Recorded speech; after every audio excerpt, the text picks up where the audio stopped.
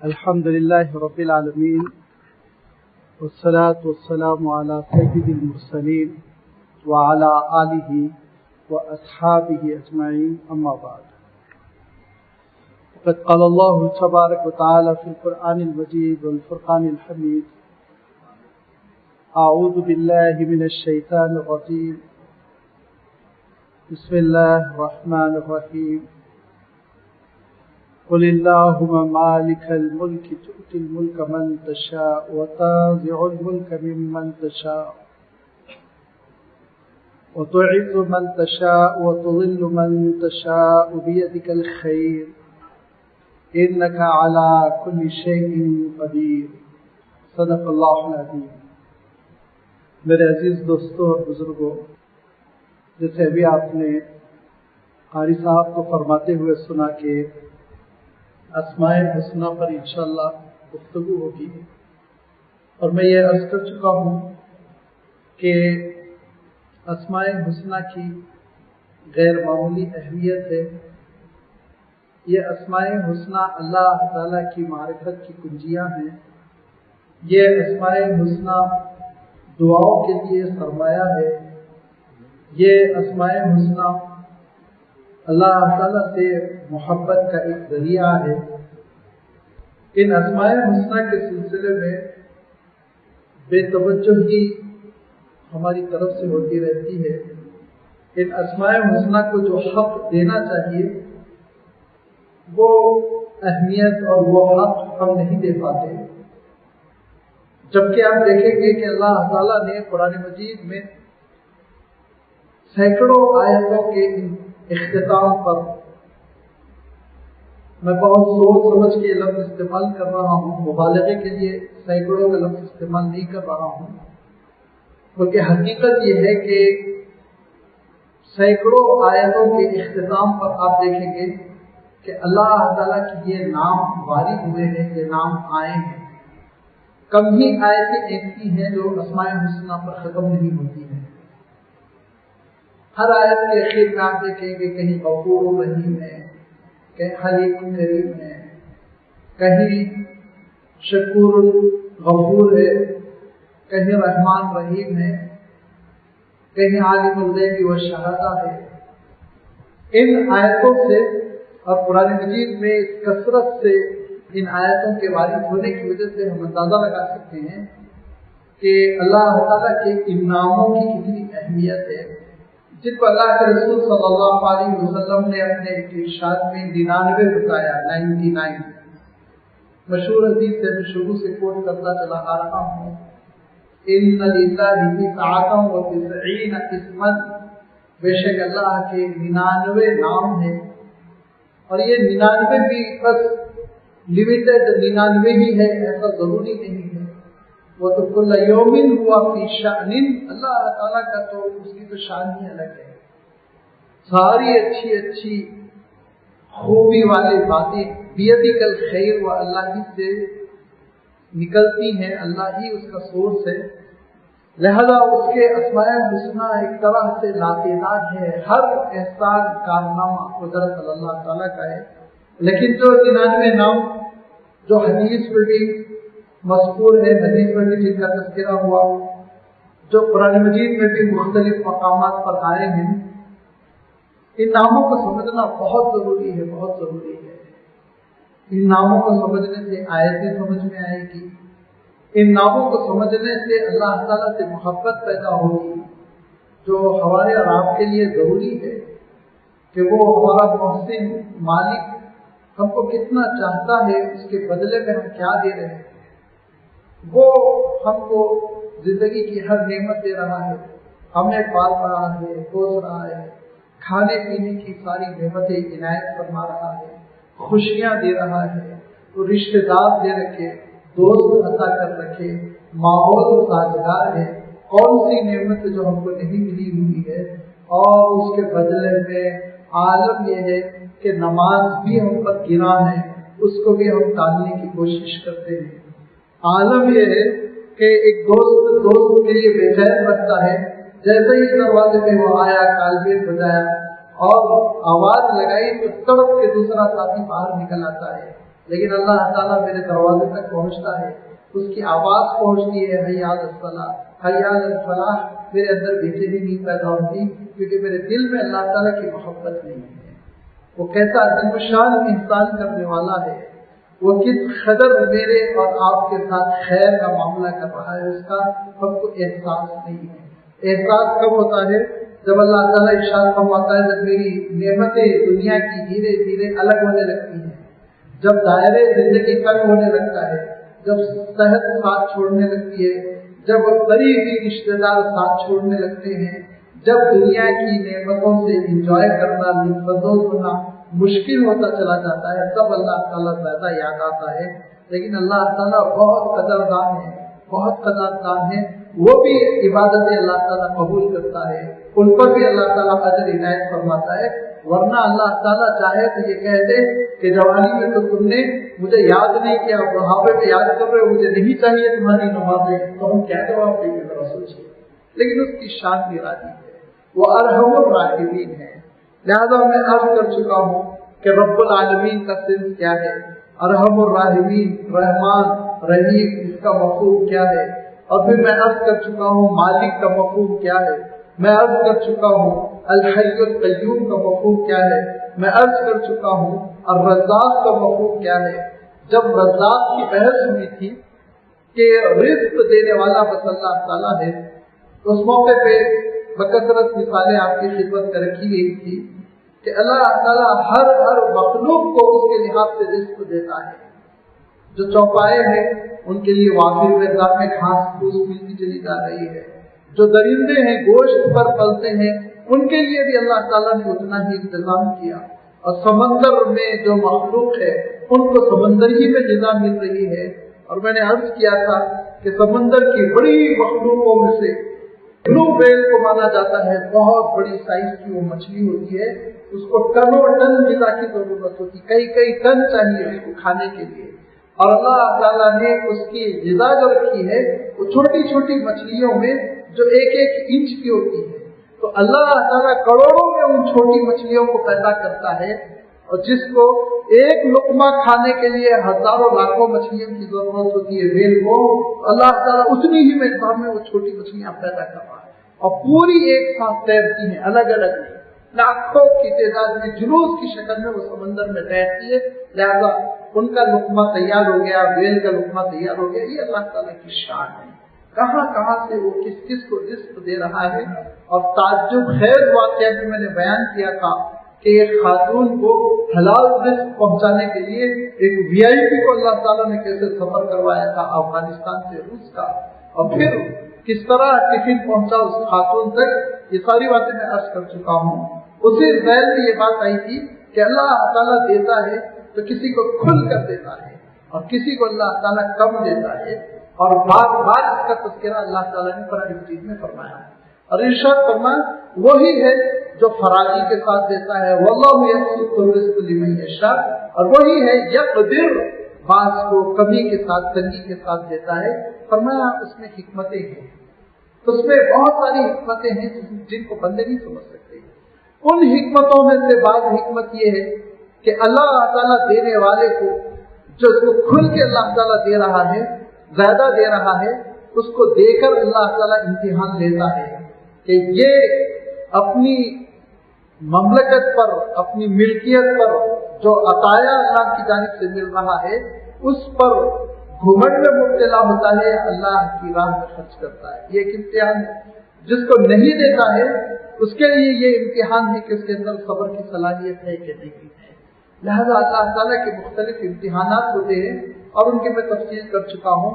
اسی سے متعلق ایک چیز اور بھی ہے، اسماء حسنہ میں سے اللہ تعالیٰ کے ناموں میں الرافع والخافض، اور پھر اسی سے متصل المعز المذل، یہ چار ناموں کے سلسلے میں کچھ گفتگو میں کرنا چاہ رہا ہوں۔ رافع، رفع کے معنی بلند کرنا، خافض، خفضہ کے معنی نیچے کر دینا، پست کر دینا، المعز، آپ نے نام سنا ہوگا عبد المعز رکھا جاتا ہے، عزتوں کا دینے والا، المذل، عزت چھین لینے والا۔ یہ جو اللہ تعالیٰ کے اسما ہیں، یہ جو اس کے فنکشن ہے، اس کی صفات ہے، اس کی کارکردگی ہے، اس کا تذکرہ اللہ تعالیٰ نے اپنی اس آیت میں فرمایا جس کی میں نے بھی تلاوت کی، قل اللہم مالک الملک تؤتی الملک من تشاء۔ اے نبی آپ کہیے مولا آپ تو مالک حقیقی ہے، جس کو چاہیں گے آپ حکومت دیں گے، وَتَنزِعُ الْمُلْكَ مِمَّن تَشَاءُ، جس سے چاہیں گے آپ حکومت چھین لیں گے۔ حکومتوں کا دینا اور حکومتوں کا چھین لینا یہ اللہ تعالیٰ کے ہاتھ میں ہے۔ وَتُعِزُّ مَن تَشَاءُ، اے اللہ آپ ہی ہے جو عزتوں سے مالا مال کرتے ہیں۔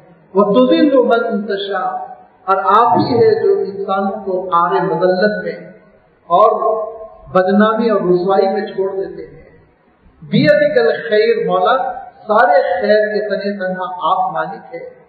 اِنَّکَ عَلیٰ کُلِّ شَیْءٍ قدیر، اے اللہ ہر چیز پر قدرت رکھنے والے ہیں۔ یہ اعلان کروایا اللہ تعالیٰ نے قرآن مجید سے اللہ کے رسول صلی اللہ علیہ وسلم کی زبان سے، تاکہ انسانیت کو معلوم ہو جائے کہ یہ ساری چیزیں بس محض اللہ تعالیٰ کے ہاتھ میں۔ جیسے میں نے عرض کیا کہ اللہ تعالیٰ صاف ارشاد فرماتا ہے نَرْفَعُ دَرَجَاتٍ مَن نَشَاءُ، ہم جن کو چاہتے ہیں ان کے درجات بلند کر دیتے ہیں۔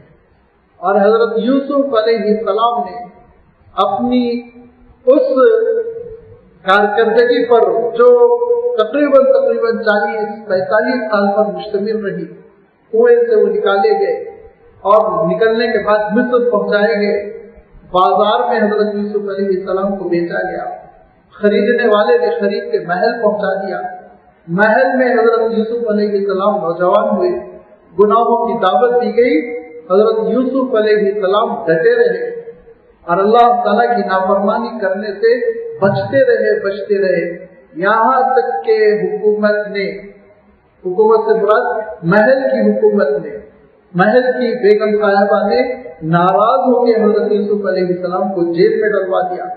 جیل میں صبر کرتے رہے حضرت یوسف علیہ السلام، اور آپ اندازہ کریں کہ جیل سے مراد یہ ہمارے زمانے کے ڈیموکریسی والے جیل نہیں ہے جس میں ٹی وی لگا ہوا ہے اور جس میں نیوز پیپر پڑھنے کے لیے مل رہا ہے، بلکہ وہ کال کوٹریاں ہوتی تھی جہاں انسان کو سڑا دیا جاتا تھا۔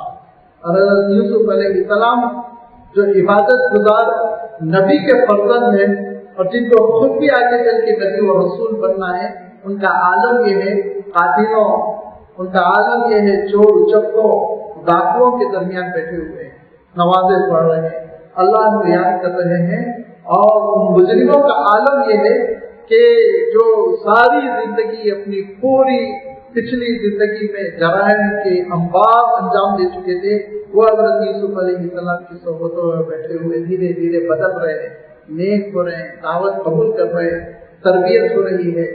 اور اس طرح سے کم و بیش 9 سال جیل میں گزارنے کے بعد حضرت یوسف علیہ السلام دوبارہ محل پہنچ گئے۔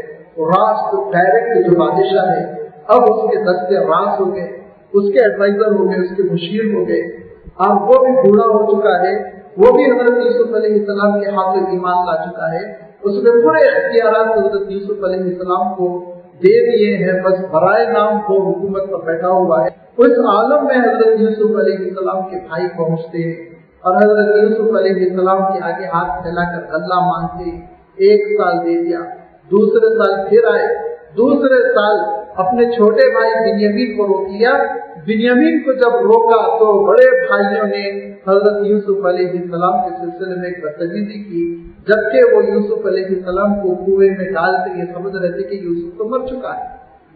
ان کے خیال میں حضرت یوسف علیہ السلام کی وفات ہو چکی ہے، پھر بھی وہ یوسف علیہ السلام کے سلسلے میں بد کلامی کرتے ہوئے کہتے ہیں یہ صرف فقط سرق اخ له بالقول، کہ بنیامین بھی چور ہے، بنیامین کا جو بڑا بھائی تھا نا یوسف وہ بھی چور ہے۔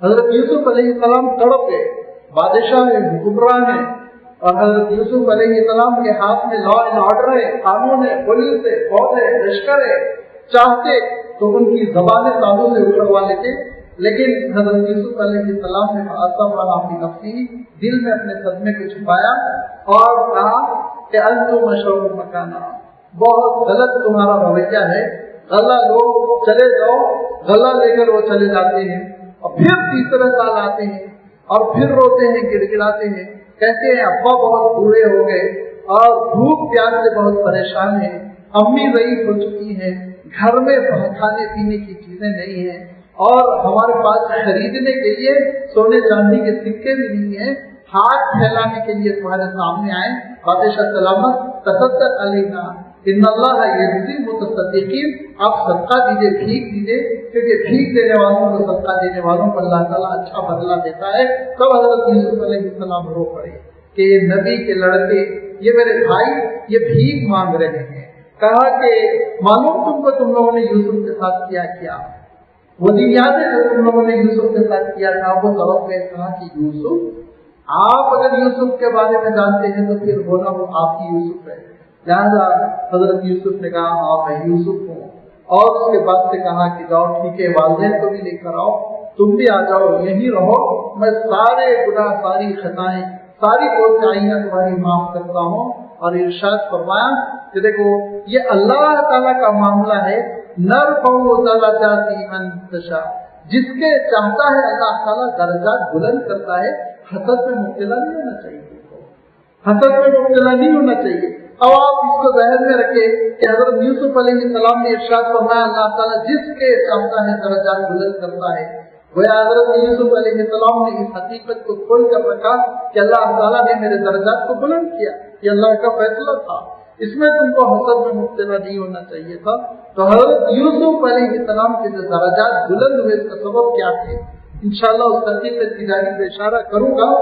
یہ اللہ تعالیٰ ارشاد فرماتا ہے، اور آگے ارشاد فرمایا وہ فوق کل ذی علم علیم، اللہ تعالیٰ علیم تو ہر ذی علم کے اوپر ہے، چاہے کوئی کتنا بڑا سائنٹسٹ اسکالر ذی علم بن جائے، لیکن سب کے اوپر اللہ تعالیٰ کی شان ہے، ذات ہے، اقتدار ہے، حکومت ہے، وہ سب پر حاوی ہے، وہ عطا کرنے والا ہے، وہ دیتا ہے دیکھو بلندیاں، وہ بلندیوں سے دوچار کرتا ہے، اور ان بلندیوں کو، ترقیوں کو کھینچ کر ذلت کے گھڑے میں بھی ڈالنے والا وہی ہے، اسی کے ہاتھ میں ہے سب کچھ۔ لہذا یہ اس کی شان نمایاں ہوتی رہتی ہے، لیکن اللہ تعالیٰ کی یہ جتنی بھی کارکردگی ہے، کارکردگی کا اگر لفظ صحیح ہے، جو بھی اللہ تعالیٰ کی جو فنکشنز ہے، یہ جو اللہ تعالیٰ انجام دیتا ہے، اس کے پیچھے یاد رکھیے حکمتیں ہوتی ہیں۔ جس کو چاہے بلندی دے دے، جس کو چاہے ذلیل کر دے، یہ اللہ کی قدرت ہے، لیکن سنت نہیں ہے، سنت نہیں ہے۔ اللہ تعالیٰ بندوں کے ساتھ ظلم نہیں کرتا، کچھ اسباب ہوتے ہیں جس کی وجہ سے اللہ تعالیٰ بلندیاں دیتا ہے، کچھ اسباب ہوتے ہیں جس کی وجہ سے اللہ تعالیٰ بلندیاں چھین لیتا ہے، ترقیاں چھین کر ذلت عطا کرتا ہے۔ لہذا وہ اسباب کی جانب میں اشارہ کروں گا، کیونکہ وہ اسباب ہماری زندگی میں آئیں تاکہ اللہ تعالیٰ کی رحمتیں ہم پر ہو سکے۔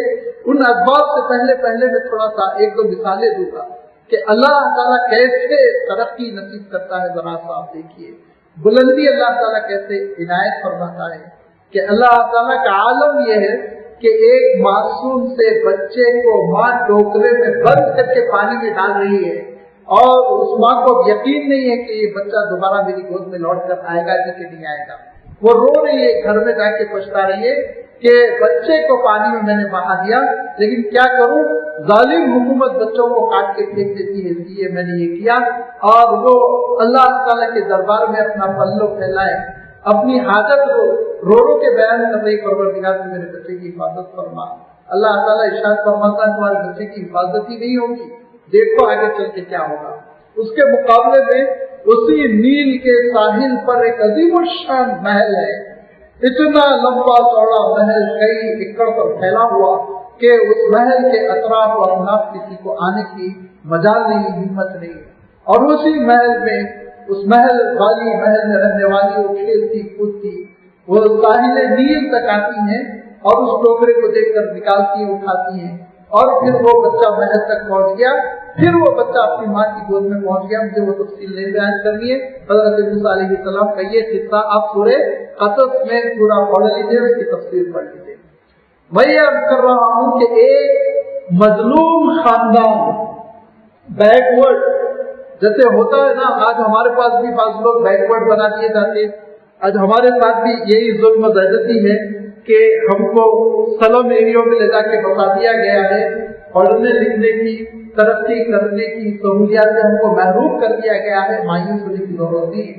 اللہ تعالیٰ کی شان یہ ہے کہ اسرائیلی خاندان کو فرعون نے ہم سے بہت زیادہ بیکورڈ کر دیا تھا، مہتر بنا دیا تھا صفائی کرو نالوں کی، اس سے زیادہ کوئی مزدوری نہیں تھی، لیکن اسی خاندان میں بچہ پیدا ہوا اور اتنی مجبوری میں پیدا ہوا کہ بچے کو پانی میں بہا دیا گیا، لیکن اللہ تعالیٰ کی شان، بچہ محل میں پہنچ گیا، محل میں پڑھ رہا ہے، پڑھ رہا ہے، محل کے کھانے، اور یہی نہیں اس بچے کی وجہ سے اس بچے کے خاندان کو وظیفہ مل رہا ہے، اسکالرشپ، وہ والدہ بچے کو آتی ہے، دودھ ملاتی ہے، دودھ ملانے کے پیسے حکومت دے رہی ہے، یہ اس شان سے اللہ تعالیٰ آگے بڑھایا، اور پھر دوبارہ اللہ تعالیٰ بتایا دیکھو عزتیں دینا اور عزتوں کو چھین لینا کیسی ہماری شان ہے، کہ اسی بچے کو پھر فرعون نے بھگایا، نوجوانی کے عالم میں قتل کا آرڈر ایشو کیا، اور یہ بچہ چھپتے چھپتے بھاگتے بھاگتے پہنچ گیا مدین سے پھر 10 سال کے بعد جب یہ بچہ لوٹا تو فرعون کو للکارا اور فرعون نے بات نہ مانی، اس کے بعد پانی میں بچے کو ڈالا گیا تھا، لیکن وہ اس بچے کو اللہ تعالیٰ نے پوری دنیا کی کامیابیاں عنایت فرمائی، اور حضرت موسیٰ علیہ السلام کی شکل میں اللہ تعالیٰ نے اس دنیا کو ایک بہت بڑی شخصیت عطا کی، اور فرعون جو محل میں رہتا تھا اس کو پانی میں ڈبو گیا، وہ پانی میں جا کے غرق ہو گیا، مر گیا، اس کا قصہ ختم ہو گیا۔ یہ اللہ تعالیٰ کی شان ہے۔ مرنا کس کو چاہیے تھا؟ پانی میں ڈوب کر بچے کو، لیکن مرا کون؟ بچے کا مخالف، بچے کا دشمن۔ یہ اللہ تعالیٰ سبق سکھایا کہ تو کچھ بھی چاہے کچھ نہیں کر سکتا، جو کچھ ہوگا وہ اللہ تعالیٰ کے حکم سے ہوگا۔ اور آگے بڑھیے، ایک اور واقعہ میں اشارہ کرتا ہوں کہ ایک اور بچہ ایسے ہی جنم لیا، اور بادشاہ ہے باپ ایران کا، اور اس کے نانا کی حکومت بہت بڑی ہے، باپ تو گورنر ہے ایک علاقے کا، اور پورے ملک پہ نانا کی حکومت ہے۔ نانا کو پیشن گوئی کرنے والے مشرک جتنے ہوتے ہیں وہ جوتوش گیان میں بہت بلیو کرتے ہیں، پیشن گوئی کے اوپر ایمان والے اللہ پہ بھروسہ کرتے ہیں، لہذا نانا کو پیشن گوئی کرنے والے نے بتایا کہ تمہارے داماد کی نسل سے کوئی ایسا کھڑا ہوگا جس سے تمہاری حکومت ختم ہو جائے گی۔ تو اب آپ سوچیے، وہ اپنے نواسے کا دشمن ہو گیا، اس نے داماد کو قتل کروا ڈالا اور بچے کو لے جا کے، چونکہ بہرحال بیٹی کا بیٹا تھا، قتل تو نہیں کیا، لیکن 1.5 سال کے بچے کو لے جا کے جنگل میں پھینکوایا کہ درندے کھا لیں گے، درندے کھا لیں گے۔ اس زمانے کا جنگل آپ تصور کیجیے، آج سے ہزاروں سال پہلے جنگل میں وہ بچے کو پھینک دیا گیا۔ اس بچے کو اتفاقاً کچھ قبیلے کے لوگوں نے اٹھا لیا اور پرورش کی، اور جنگل کی آب و ہوا اور درندوں سے مقابلہ اور حالات سے لڑنا، وہ ایسا جیالا نکلا، ایسا بہادر نکلا، ایسا سورما نکلا، لیڈر، کسی سے ڈرتا نہیں، اور پھر دھیرے دھیرے اس نے ایک ایک گاؤں پہ قبضہ کرنا شروع کیا۔ جنگل دیکھتے دیکھتے اس کے کماؤنڈ میں آ گیا، اندر میں آ گیا، حکومت اس کی جنگل میں ہو گئی، اور اس کے بعد سے ایک بزرگ کی صحبتیں ملی جس کی وجہ سے ایمان بھی آ گیا، عدل آ گیا، انصاف آ گیا، آخرت پر یقین آ گیا، وہ صالح بن گیا۔ لہذا اب مشرکانہ حکومت کو مٹانے کے لیے کوشش کرتے کرتے وہ پہنچ گیا اپنے نانا کی دارالسلطنت، اور بغیر جانے بوجھے نانا کی طرف سے گزاریا۔ اس کو معلوم ہی نہیں کیا ہوا تھا، اس کو تو بالکل آزادانہ پرواز کرنا تھا، تاریخی حقیقت اس کو معلوم نہیں تھی۔ اب وہ اپنے نانا کو ختم کر دیا، گدی سے ہٹایا، قتل کیا، قید کیا، یہ تو تاریخ میں نہیں آتا، لیکن حکومت سے محروم کر کے ایران کی حکومت میں وہ لڑکا، وہ نوجوان جلوہ افروز ہوا، وہاں سے حکومت کر رہا ہے۔ حکومت کرتے کرتے اب اس نے سارے ظالموں کی سرکوبی شروع کی، روم کے ظالموں کی خبر لی، ترک کے ظالموں کی خبر لی، اور آپ صلی اللہ علیہ وسلم کی بعثت سے سینکڑوں سال پہلے کی یہ بات ہے، مغرب سے لے کے مشرق تک اس نے حکومت کی، مغرب سے لے کے مشرق تک۔ لہذا آپ صلی اللہ علیہ وسلم ارشاد فرماتے ہیں کہ 2 مسلمان حکمران وہ بہت بڑی حکومت کے مالک ہوئے، ایک حضرت سلیمان علیہ السلام اور ایک یہی صاحب۔ اس صاحب کا قرآن مجید میں کیا نام آیا ہے اور تاریخ میں کس نام سے مشہور ہے بتا دو۔ تاریخ میں اگر انگلش میں آپ دیکھیں تو سیرت کے نام سے ان کا تذکرہ ملے گا، اور اگر آپ پرشین عربی لٹریچر میں دیکھیں تو خسرو کے نام سے ان کا تذکرہ ملے گا، اور قرآن مجید نے ان کو ذوالقرنین کے نام سے موصوف کیا۔ یہ وہ ذوالقرنین تھے جو یتیمی میں جنگل میں پروان چڑھے، اور ان کو حکومت ملی، اور اللہ تعالیٰ خود قرآن پاک میں ارشاد فرماتا ہے مشرق و مغرب ان کے کنٹرول میں آ گئے، اور ان کا نانا جن کو قتل کر کے ختم کر دینا چاہتے تھے وہ خود گدی سے محروم ہو گئے۔ یہ اللہ تعالیٰ کی شان ہے، نرفع درجات من نشاء، جس کے درجات ہم چاہیں بلند کرے، جس کو ہم چاہیں حکومت دے، جس کو ہم چاہیں حکومت سے محروم کر دے۔ اور آپ تاریخ میں اتنا دور جانے کی ضرورت نہیں ہے، پھر آپ ایک اور واقعہ دیکھیے کہ اللہ کے رسول صلی اللہ علیہ وسلم نے مکہ مکرمہ میں اپنی بعثت کے بعد اعلان توحید کیا، اعلان نبوت کیا، اور فرمایا اللہ تعالیٰ نے مجھے رسول مقرر کیا ہے، اور اس نے مجھے یہ حکم دیا ہے کہ اس کے سوا کسی کی عبادت نہ ہو۔ تو 2500 بتوں کی پوجا کرنے والوں کو بہت برا لگا، انہوں نے مخالفتیں شروع کی، حضور اکرم صلی اللہ علیہ وسلم کے لیے دائرے عمل کو تنگ کرنا شروع کیا، اتنی تنگی کہ پہلے زبانی طور پر روکتے رہے، پھر غریبوں کو مار مار کے روکتے رہے۔ کیا حشر ہوا حضرت صہیب کا، کیا حشر ہوا حضرت بلال کا، کیا حشر ہوا حضرت عمار کا۔ ذرا آپ تعلیم اٹھا کر دیکھیں کہ غریب سا خاندان تھا، حضرت عمار بہت کم عمر کے 14-15 سال کے تھے، لیکن اللہ کے رسول صلی اللہ علیہ وسلم کی خدمت میں حاضر ہوئے، دل دے بیٹھے، اسلام قبول کر لیا۔ صبح صبح چھپ کے جبکہ روشنی نہیں ہوتی اٹھتے حضور اکرم صلی اللہ علیہ وسلم کی خدمت میں آتے، تہجد پڑھتے، فجر پڑھتے، اسلام سیکھتے، دین سیکھتے، ولیات کرتے، آپ صلی اللہ علیہ وسلم کے ساتھ بیٹھے رہتے، اندھیرا ہو جاتا، عشاء پڑھنے کے بعد پھر گھر واپس آتے۔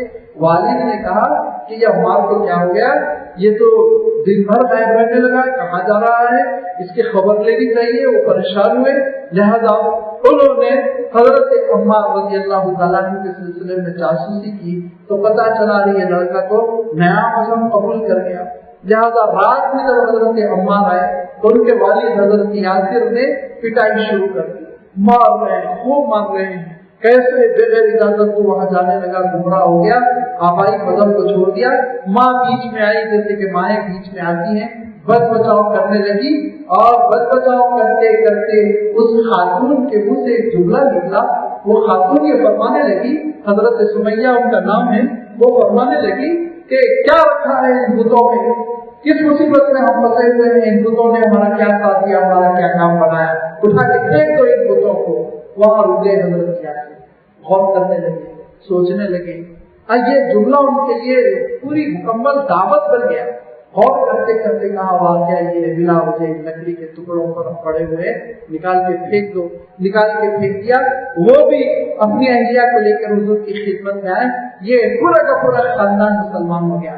حضرت یاسر، ان کے فرزند حضرت عمار پہلے سے، حضرت سمیہ، تینوں کے تینوں مسلمان ہو گئے۔ مشرکین مکہ کو پتہ چلا، لہذا ان تینوں کو نکالا گیا اور 2 ستونوں میں دونوں مردوں کو باندھ دیا گیا، اور پھر لاٹھیاں ہیں کہ ان کی پیٹوں پہ برس رہی، کوڑے ہیں کہ ان کو مارا جا رہا ہے، سسک رہے ہیں، تڑپ رہے ہیں، رو رہے ہیں۔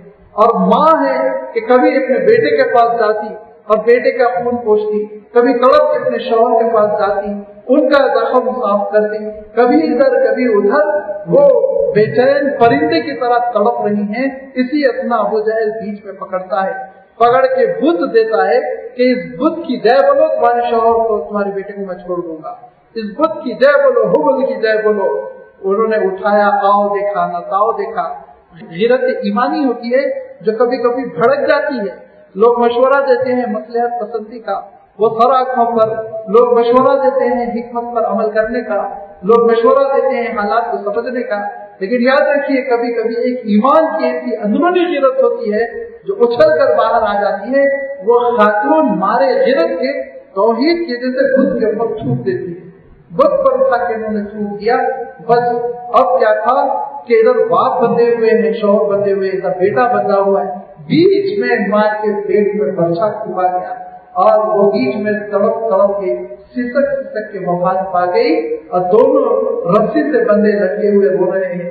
اندھیرا ہوا تو اللہ کے رسول صلی اللہ علیہ وسلم تشریف لاتے ہیں, رسی کھولتے ہوئے کہتے ہیں صبر علی یاسر صبرا ان موعدکم الجنہ, اے یاسر کے خاندان والوں صبر کرو, بس تمہارے لیے اللہ تعالیٰ نے جنت تیار کر رکھی ہے. اتنی مظلومیت کہ نام مٹا دیا جائے گا محسوس ہوتا تھا.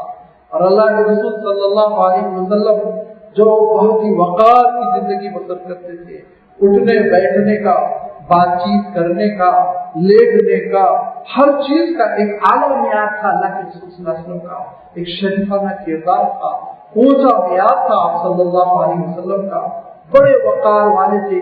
چلنے کا انداز سیرت کی کتابوں میں آپ دیکھ لیجیے, اور دیکھنے کا انداز, جملوں کا کنسٹرکشن اور بات چیت اور ہاتھ کے اشارے سب غیر معمولی تھے. وہ اللہ کے رسول صلی اللہ علیہ وسلم اتنے وقار والے, اتنے بلند اخلاق, اتنے اونچے خاندان کے اور حسن و جمال کے مالک. یہ تو دنیاوی چیزیں میں عرض کر رہا ہوں, اور روحانی اعتبار سے رسول سے بڑھ کے کیا مقام ہوگا.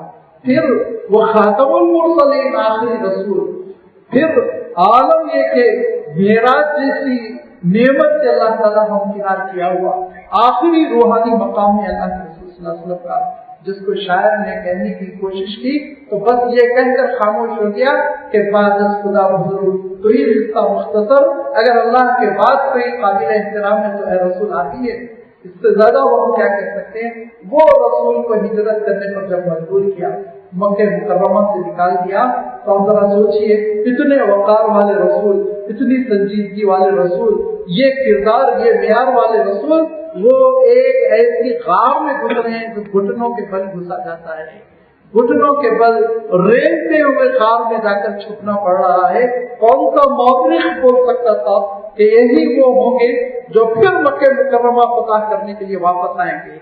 تاریخ تو یہی سمجھ رہی تھی کہ اب خطہ ختم ہو گیا, چھپ رہے ہیں یہ دشمن کی نگاہوں سے, ایسے چھپ رہے ہیں کہ حضرت ابوبکر گھبرا کے کہہ رہے اللہ کے رسول دیکھیے ٹانگیں نظر آ رہی ہیں نا, اگر یہ لوگ بیٹھ کے نیچے جھانکیں گے تو ہم لوگ نظر آ جائیں گے, ہم کو کھینچ کے نکال دیں گے, یہ قتل کر دیں گے. اللہ کے رسول نے کہا ان اللہ معنا, اللہ پہ بھروسہ رکھو, کچھ نقصان نہیں پہنچا سکیں گے, جو اللہ چاہے گا وہی ہوگا. اور پھر یہی رسول مدینہ منورہ پہنچے, یہی رسول پھر دھیرے دھیرے دشمنوں کے حملے سہتے رہے, اور جب 8 سال گزر گئے تو یہی رسول کی شان یہ تھی کہ 10,000 صحابہ کے ساتھ مکہ مکرمہ میں داخل ہو رہے تھے. مکہ مکرمہ قابو میں آ چکا تھا, اور اللہ کے رسول صلی اللہ علیہ وسلم کی حکمت عملی کہ ایک انسان ایک انگلی بھی اس جنگ میں کسی کی نہیں کٹی, اس شان کے ساتھ مکہ مکرمہ کو فتح کر لیا. مکہ مکرمہ فتح ہو گیا, اور پورا جزیرت العرب اللہ کے رسول صلی اللہ علیہ وسلم کے کنٹرول میں آ گیا. اور جو ابو جہل جو مسلمانوں کو جینے نہیں دے رہا تھا, جو ابو لہب مسلمانوں کو بڑھنے نہیں دے رہا تھا, کہ ترقی نہیں کرنے دے رہا تھا, وہ ذلت اور رسوائی کے غار میں ڈال دیا گیا. اس ابو لہب کا معاملہ یہ ہوا, تعاون نکلا, پلیٹ جیسی بیماری نکلی, سڑے ہوئے دانے پھٹنے لگے, بدبو پی. اس کے اپنے 10 بیٹے کاندھا دینے سے انہوں نے انکار کیا, اور غلاموں کو بلایا کالے کلوٹے, جن غلاموں نے, زندگی تو ہر ایک کو عزیز ہوتی ہے, ان غلاموں نے جنازے کو اٹھانے سے انکار کر دیا. تو بانس لمبے 10 فیٹ کے بانسوں سے اس کے جنازے کو اٹھایا گیا, اور ایک میدان میں ڈال کر دور سے بڑے بڑے پتھر پھینک کر اس کی لاش کو چھپا دیا گیا.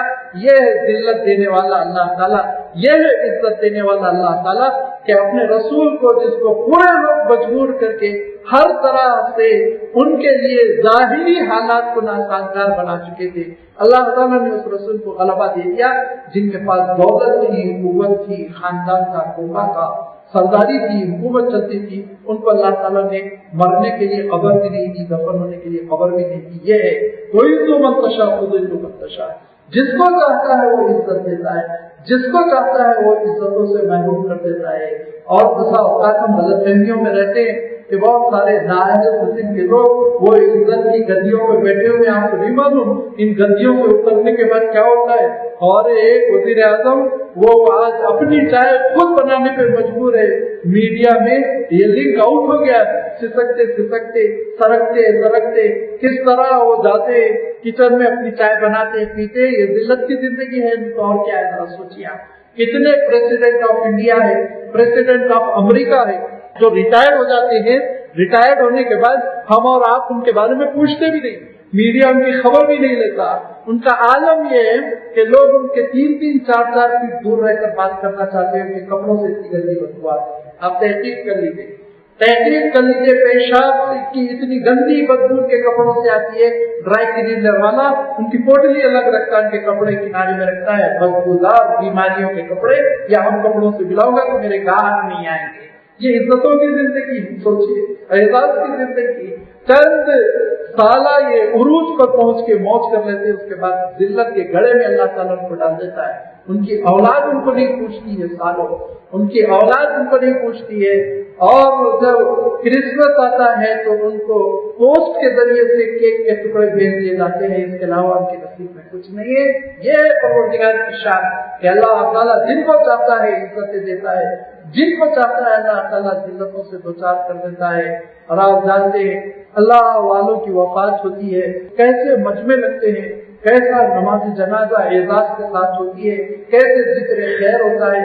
हिंदुस्तान में एक अल्लाह वाले वफात पा रहे हैं और हरमैन में उनकी नमाज जनाजा हो रही है, और हरमैन में भी कब 27वीं शब उनकी नमाज जनाजा हो रही है।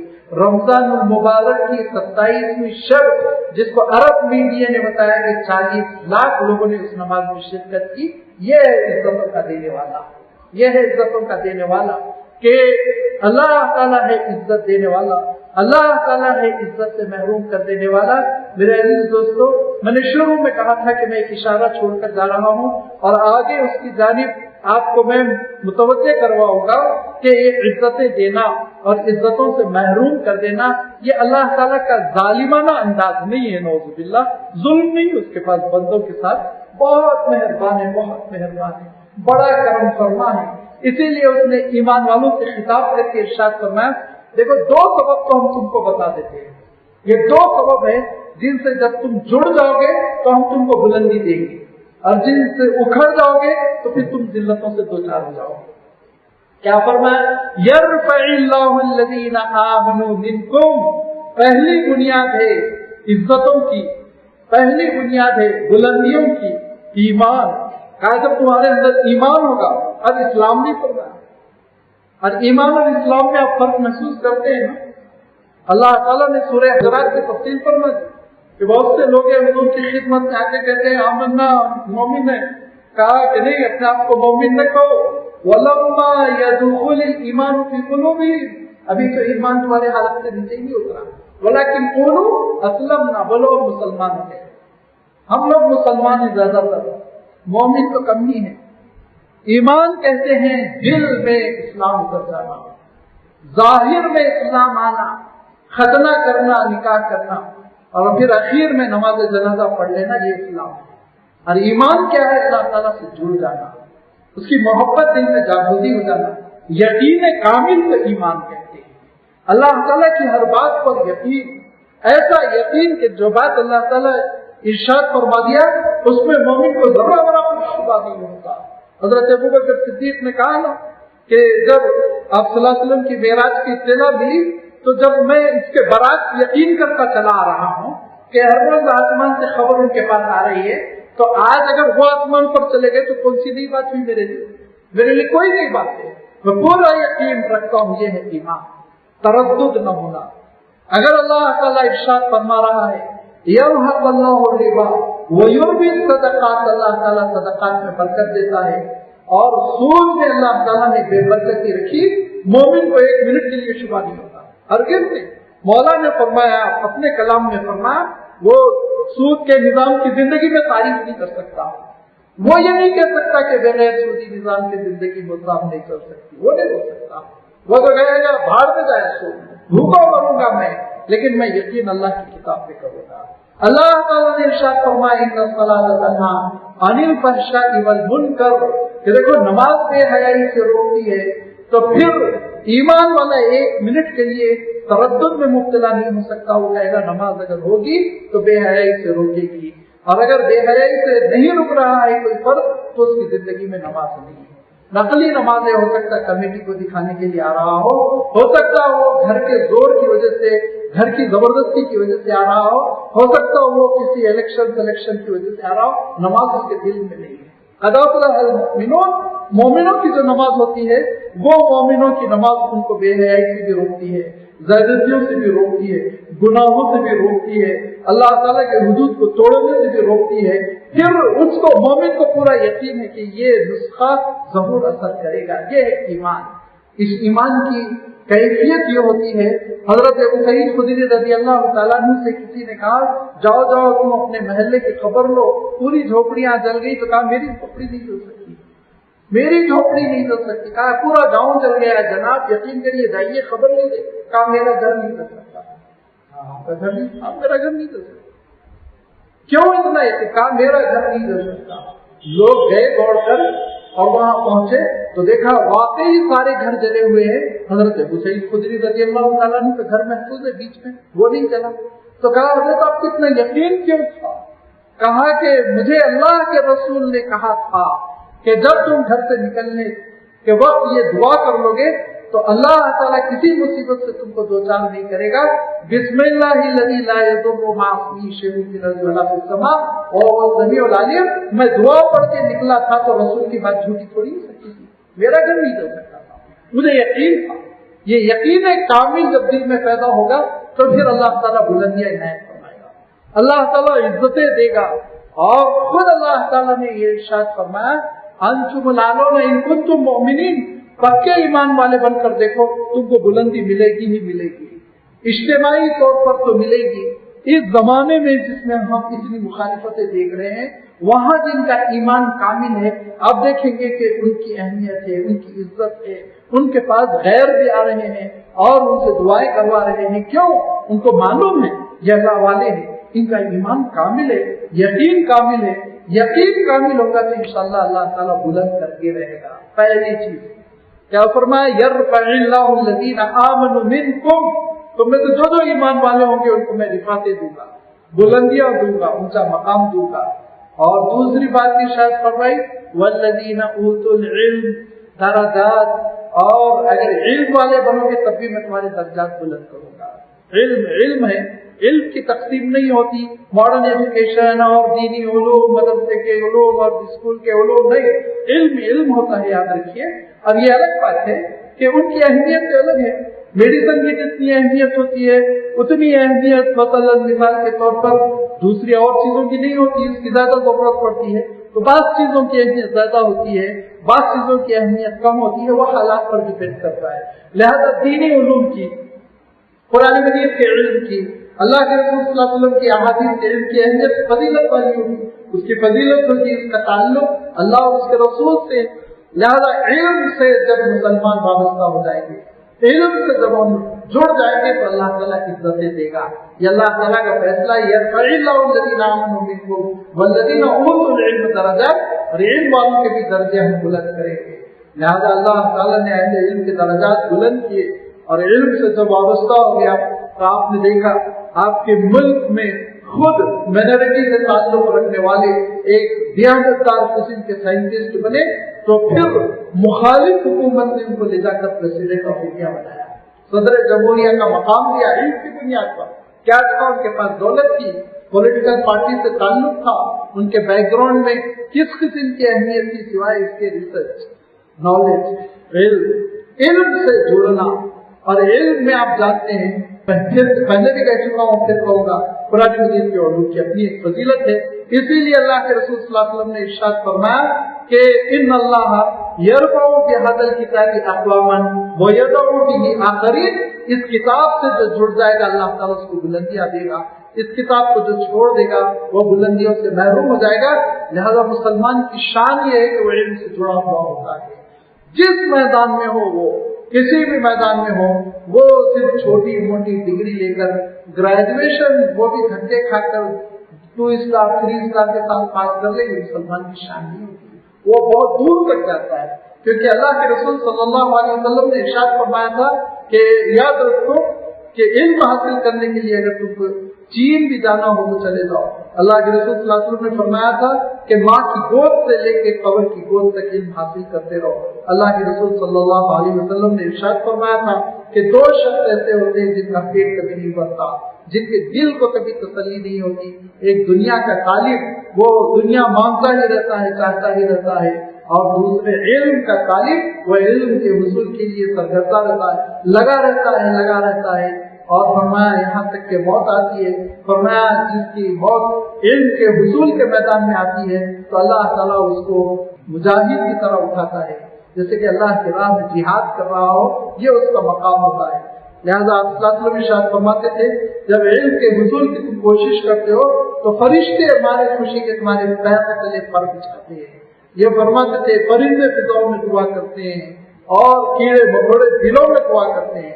लिहाजा इल्म से अल्लाह ताला ने इस उम्मत को जोड़कर ये बताया कि बुलंदियां अगर हम तुमको देंगे तो इल्म के जरिए से देंगे। इल्म से वाबस्ता हो जाओ, इस मैदान में मेहनत करो, आगे बढ़ते चले जाओ। कभी किसी भी मुस्लिम को ये देवा नहीं देता कि वो इंजीनियरिंग करके घर में बैठ जाए, वो ग्रेजुएशन करके घर में बैठ जाए।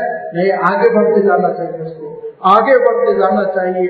वो फिर आगे पीजी करे, वो फिर रिसर्च करे, वो फिर दुनिया को नई चीजें अता करे।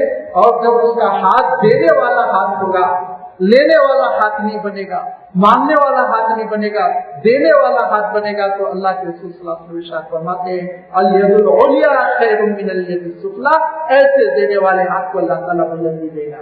हमेशा देने वाला हाथ ऊपर होता है।